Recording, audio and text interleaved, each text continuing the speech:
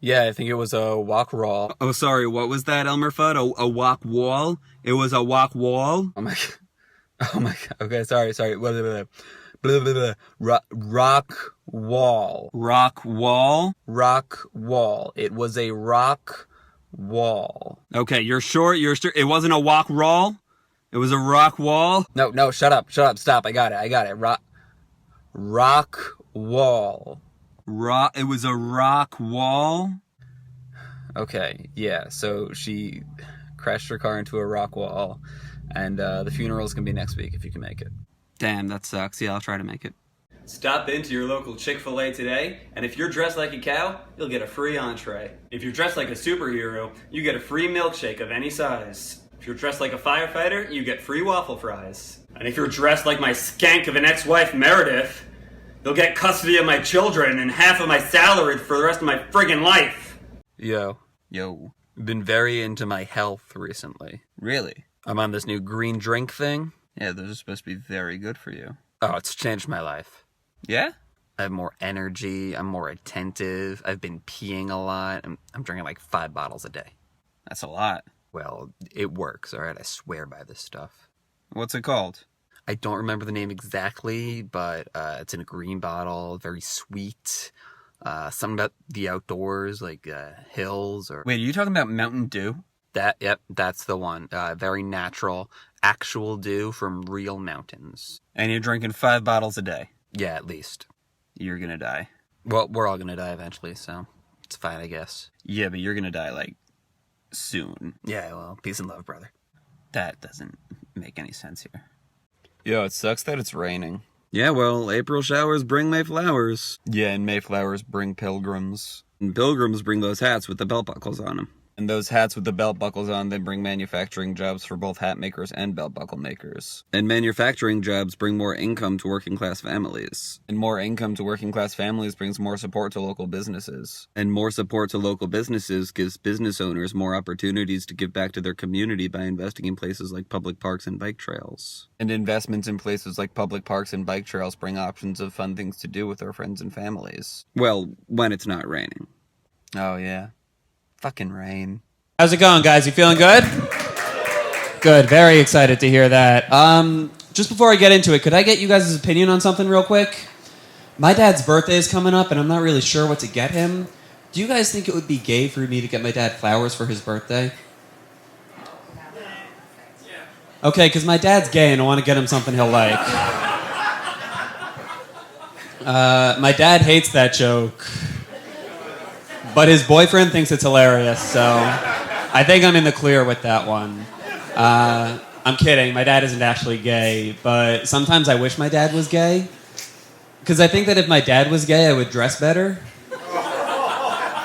But instead, I look like the stock image that Fox News uses when they want to do a story about millennials.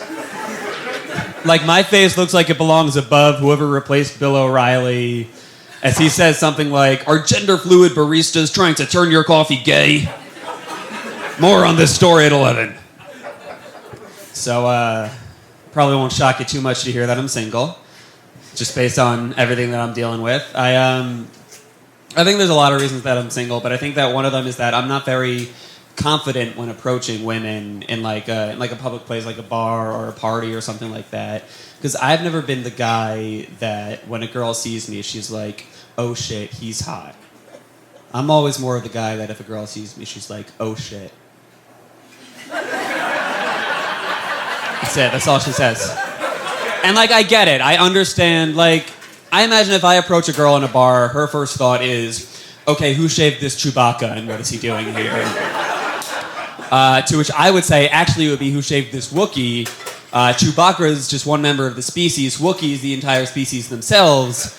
That would be like if you saw a shaved cat and said, "Hey, what happened to that Garfield?" Anyway, can I buy you a drink?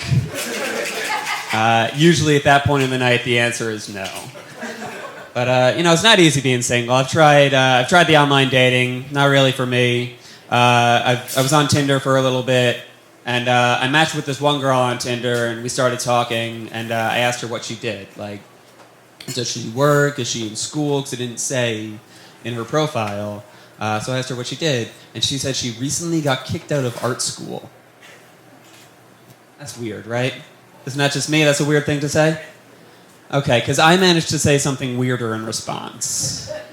Because when this girl told me she got kicked out of art school, I said to her, "Oh, just like Hitler." Which is how I learned that after you match with someone on Tinder, they are allowed to unmatch with you. And then you're not allowed to talk to them anymore. When I was growing up, I got bullied a lot. And I was bullied a lot in middle school and high school for being gay, which is a hard thing for anyone to have to deal with. But I found it particularly challenging for me because I'm not gay. You know, I just love flowers, don't get any pussy, and have a strong opinion on every Disney princess.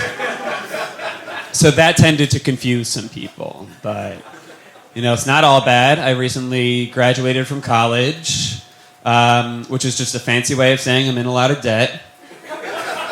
But I was actually the first member of my family to go away to college after high school. My dad never went to college, and my mom took a few years off before going to community college. So the only person I had to really talk to about the whole going away experience was my uncle. And he went to this real small art school in the Midwest that had like really obscure but very specific majors. To give you guys an idea of what I'm talking about, my uncle majored in fortune telling. And he's unemployed now. Which is weird because you think he would have seen that coming. But just a bad fortune teller, I guess. Bottom of his fortune-telling class. I majored in something much more lucrative. I majored in communication. So the only job I'm qualified for is unpaid stand-up comic. So in that regard, I'm killing it. But, you know, as a communication major, or a former communication major, I am starting to come to terms with the fact that I'm never going to have, like, a really good-paying job. Like, I'm never going to be a doctor, or a lawyer, or an NBA player. I suffered a career-ending injury called being 5'8". Really threw me off my game. So I think my next best bet is that I'm going to try to be a trophy husband. That wasn't the joke. But I think in my case it'd be more of a participation trophy husband. Because I look like I could have been Jesus' weed guy. Like I look... If I was around in biblical terms, I was going to be like, yeah, that's 10 frankincense for a gram. Like that's what I look like. You guys know the Bible.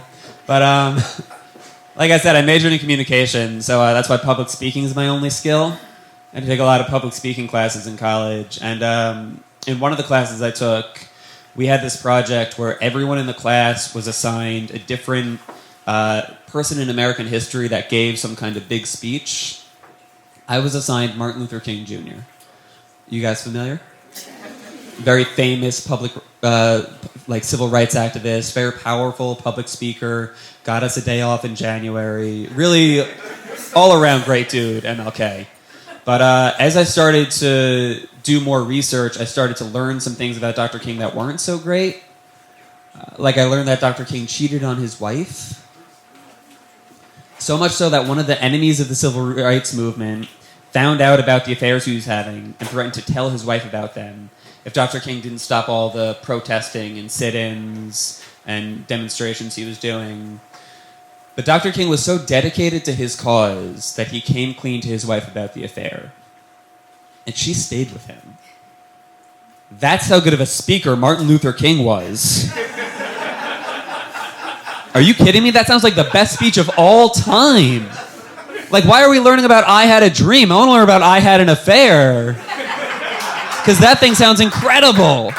All right, you guys have been great. My name is Frankie Becerra. Get home safe. Make good choices. Thank you.